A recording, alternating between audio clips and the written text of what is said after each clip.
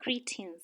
Please walk this journey with me as I take you through NUL Faculty of Humanities, an interdisciplinary field at the National University of Lesotho, where we are going to talk with the Dean of the faculty, the heads of departments, and the students under the Faculty of Humanities. We are going to unpack the possible career opportunities found under the Faculty of Humanities. We are also going to talk about the advancement, the review of the curriculum, what actions have been made, what resolutions have been made, as it is one of the oldest faculties at the National University of Lesotho. There are several departments under this faculty: the Department of English, the Department of Communications, the Department of Historical Studies, the Department of Developmental Studies, the French Department, the Department of African Languages and Literature, the Department of Theology and Religious Studies, the Department of Philosophy. These are the amazing departments that are found at the National University of Lesotho under Faculty of Humanities. Hello, Ndade Dean. As the Dean of the Faculty of Humanities, how do you find it leading such a huge and a dominating faculty? How is it leading such a huge faculty, which I consider to be the right hand of the university, or rather, La University? Before you start answering your question, can you please brief us on who you are, your roles within this faculty? Okay, my name is Tsepiso Anso. I am a professor of development studies. I've been working in the faculty for about 23 to 24 years. Now I'm dean. I'm in my third year as a dean, so which my term is ending at the end of September this year. The Faculty of Humanities is one of the oldest faculties at National University of Lesotho, offering various programs from African languages, English, Development Studies, French, history, theology, philosophy, and also journalism and media studies, library and information studies, and also study skills unit. We are offering the most relevant programs and courses that equip our students with knowledge that they can apply outside there. Maybe ranging knowledge from maybe African languages, about our culture, even from history, dealing with cultural issues, development studies, equipping students with knowledge on challenges that face our economy, and also theology and philosophy, equipping students with ethics, moral behavior, and other issues that are actually affecting our society, like mental health and others. So we are actually the relevant faculty that addresses the current socio-economic challenges that face our economy. So I'm happy that I'm leading this kind of a university, and that is actually contributing positively to the needs of our society. Okay, Ndadidin, I discovered that we cannot remove humanities from existence, or rather from the equation, by your service or offering in service to other faculties. Maybe the English department is offering other courses across all the faculties at the university during their first year. They are also offering English to the department, to the Faculty of Education, to teachers who are majoring in language or in language studies. The English, the historical studies, the DS, the French, and all of them. Then comes the Department of Philosophy, which is offering services to the Faculty of Law, meaning you are not only the Dean of the Faculty of Humanities, you are going through, how is it diving throughout the university? We are actually happy to offer courses that maybe service other faculties. So that actually means we are engaged in what we call the multidisciplinary programs. So that we don't actually serve only our faculty, but other faculties like education. Most courses or maybe offered in education are from humanities. So education only offer educational courses or maybe curriculum courses. We also maybe serve Faculty of Social Sciences. There are so many students from social sciences who study our courses from humanities, like in development studies. We have students from social science who are studying development studies, and also some courses in other faculties. In the past years, they used to study courses in theology from sociology, but most of them are studying courses from development studies and also law, as we have said, that there are students from law who are taking courses from humanities. So this actually says, as a university, we need to work hand in hand and then try to be multidisciplinary, and so that students can learn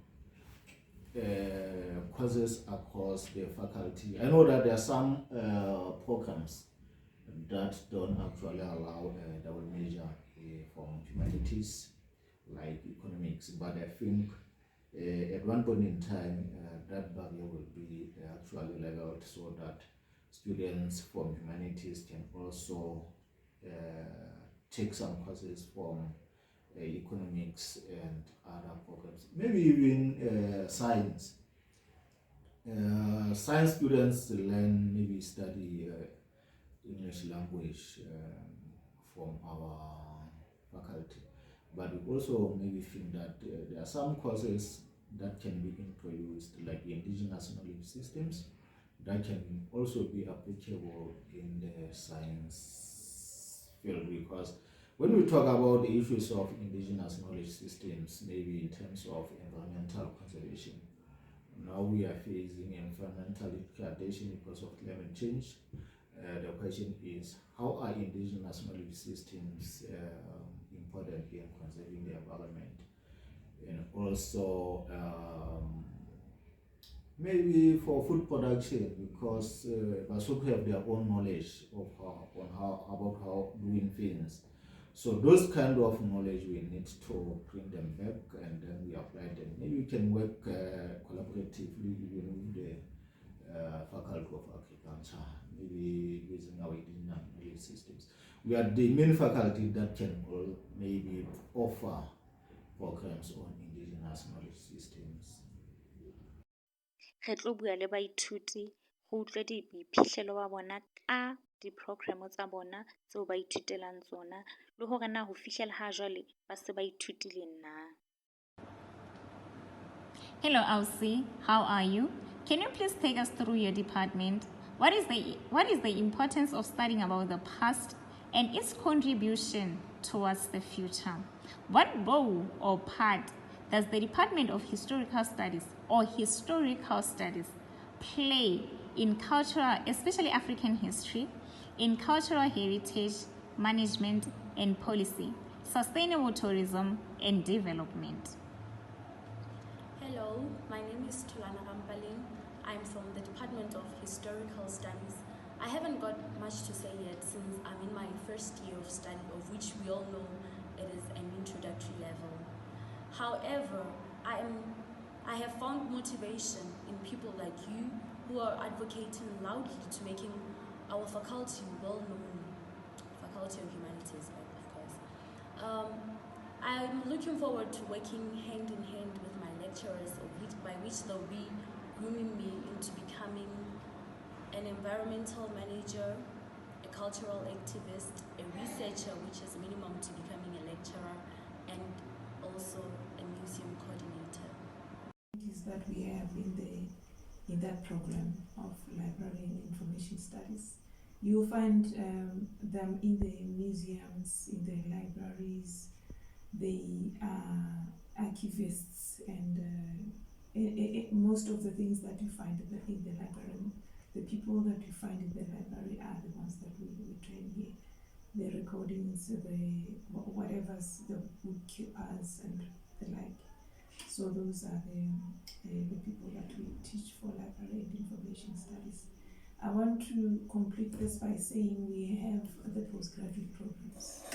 We don't only offer the undergraduate, but we have postgraduate programs at the level of, or in the unit of literature in English, in language and linguistics, at master's level and at PhD level. So each year we are offering that. At the moment, we have a number of PhD candidates with us. So we have beyond just undergraduate, but also at postgraduate, and we'll soon introduce postgraduate programs, even for these other, the drama and theater, the library and information studies, and journalism. But we haven't started with those yet. Greetings, everyone. My name is Babala Mavile, and I'm a student enrolling in the National University of Philosophy. I'm from the Faculty of Humanities. I'm doing theater and drama and linguistics. I've learned so much in these courses, mainly linguistics. I've learned how language systems work, and I can mention the properties of linguistics, namely semantics. I've learned what is semantics, what is syntax, morphology, phonology, and also in drama. I've also realized that there's a lot that we need to fix that has already been done by other people. I've also realized that in drama, okay, according to my perspective, I believe that I would like to become a theater practitioner, write script, analyze them globally, and moreover, I would like to change scripts into the African context rather than um, rather than the American context that maybe people use, but I want to bring something different to the nation. I would like people to understand who Africans are. Okay, and in linguistics, I'm also interested in becoming a multilingual, as I already know other languages from South Africa, Shivenda, Chitsonga. Those are great languages that I have learned. And right now, I'm enrolling in a course of Chinese, which is very great. And I've really realized that communication is key in everything, which gives me the opportunity to see that globally, I have a lot of opportunities awaiting for me. Thank you. Welcome to the home of books, the philosophers with their love for knowledge, and let's hear from their HOD and the students what the philosophy is all about and their passion for that cause. Hello, Dede. Can you please take us through your department? What is it all about in the Department of Philosophy, the possible career opportunities? You are also offering in-service programs under the Faculty of Law. Why? What's so interesting about it? What are your programs? What is the significance of public ethics and critical thinking in today's modern world? Okay, my name is Dr. Masati, and I'm serving in the Department of Philosophy as head of department. And in the Department of Philosophy, we are offering 6 programs that such as Diploma in Public Ethics, BA Practical Philosophy, BA Humanities, Honors, Masters, as well as PhD. So career opportunities for students include teaching, um, and our students can also become ethicists in areas such as business, medical, and environmental ethics. They can also become policymakers, managers, public speakers, as well as journalists. So there are certain faculties who have decided to take some of our courses in the Department of Philosophy, such as the law faculty. They are doing so because philosophy is the mother of all disciplines. That is to say, all disciplines are informed by philosophy. Each and every discipline has its own philosophy. So they are interested in having the background of different philosophies depending on their different disciplines. In particular, the Faculty of Law is taking logic, is taking ethics, as well as critical thinking from our department. So one of the questions was why we are teaching critical thinking, why critical thinking is so important. It is important because it sharpens one's mind, because in the whole world, in the corporate world, we need critical thinkers. We need people who should be able to make decisions. And so ethics as well as critical thinking helps people, they help students to make ethical decisions. They also help students to be critical thinkers. Yeah. As you mentioned that philosophy is the mother of all disciplines, meaning it cuts across. There is a misconception or a misunderstanding that philosophy ke thuto modimo, more like religion or theology. What can you say about it and to clear the air? That is just a misconception. Maybe this misconception or misunderstanding is derived from the practice that some people who want to take the career, the path of priesthood, they normally take philosophy as a prerequisite. So this is just the practice. I think the misconception starts from there. But as I said before, philosophy is the mother of all disciplines. So theologians have decided to take philosophy as their prerequisite so that they can easily understand their area of study. They can easily understand theology through the use of philosophy. Hello, Ausi. As a student from the Faculty of Humanities, Department of Philosophy to be specific, are you enjoying the course you are studying? What is it all about? And what is the importance of critical thinking in our modern world? Hello, me. It's Lalaki Moasakonemo Anajawaga, and I'm from the Faculty of Humanities under the Department of Philosophy, and I'm doing my second year. Am I enjoying the course that I'm studying? Yes, I am enjoying the course that I'm studying because before I came here, I did not have the things that I currently do have because of philosophy. Like it challenges me mentally. It helps me think and go out of the box and not just be an ordinary person with an ordinary mindset. It also helps me see the world in a different form compared to when I saw it before coming here. Its importance, philosophy, is because it helps people to make good decisions.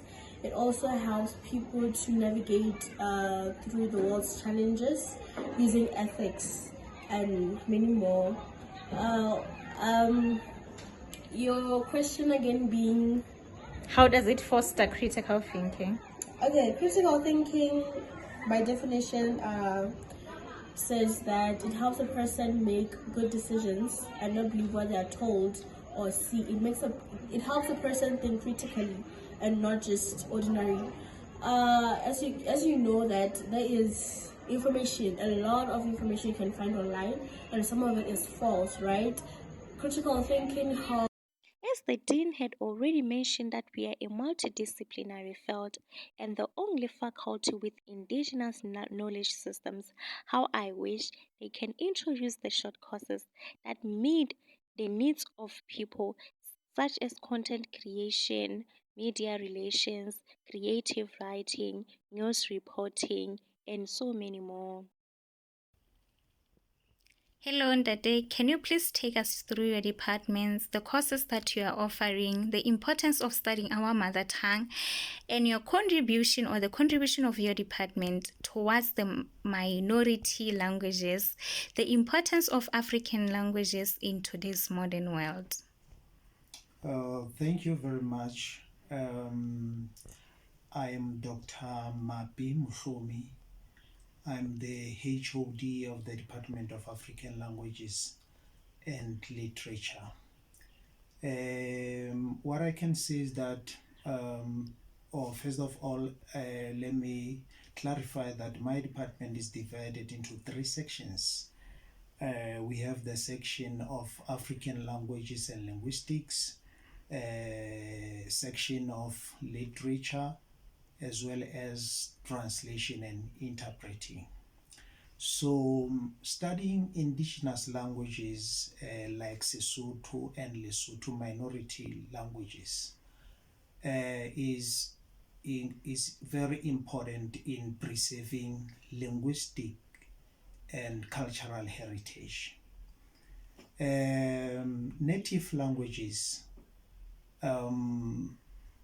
carry what I can call world views, oral traditions, oral histories, as well as environmental knowledge.